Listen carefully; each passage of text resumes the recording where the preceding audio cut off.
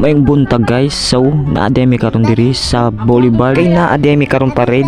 So you can see guys, galakaw na daimi karon. Hanggang tingin na lang sa mga chicks ay charot. Excited na kayo kung makaadto sa grandstand kay first time na ko ni guys.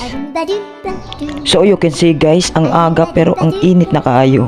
Salamat guys sa sabon na ginagamit nako, sabon Bareta. So makitaan ganin niyo guys, start na may maglakaw kasi panran daw ni ngano galakaw. Ngano na kung sila panran nga galakaw lang mi.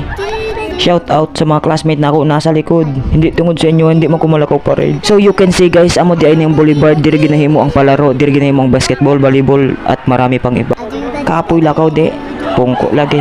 Unsa giadto nindot kay matulog sa balay. Sa tanan nga gasuporta sa akong video or sa akong TikTok, salamat. Kay talagsan na lang ko gaymo mga video sa akong TikTok kasi busy na ako sa akong future.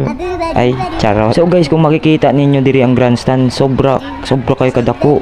Dako kayong plaza guys. Kapoy kayo lakaw guys. So shoutout guys sa akong barkada na hindi gawala sa akong video. So guys, nakasagap day ko balita guys nga malakaw daw diri si Sara Duterte sa grandstand. Excited na ko kasi first time na ko makita si Sara Duterte diri sa Zamboanga.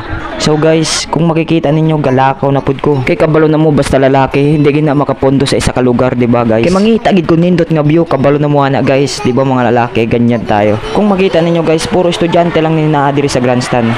Puro iso minaa diri sa grandstand guys kasi suportahan na mo among mga teachers and classmates sa palaro. Kaganina pa minaa diri sa grandstand pero wala pa naabot si Sara Duterte. Salamat din sa akong classmate nga ikapoy.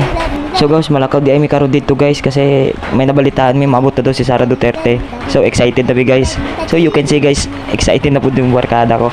So makita ninyo guys, gitumpukan na di ay si Sara Duterte dito sa Pikas guys. Lisod na kayo mo siksik dito guys kasi daghan na kayo guys. Ayaw ko na makipagsiksikan. Muli na lang mi ani oy, way lame. So thank you di ay guys sa suporta ninyo sa ako sa TikTok. Sorry kung hindi kayo ba kayo mo TikTok kasi busy kayo ko sa school. Amo lang to guys. Bye bye.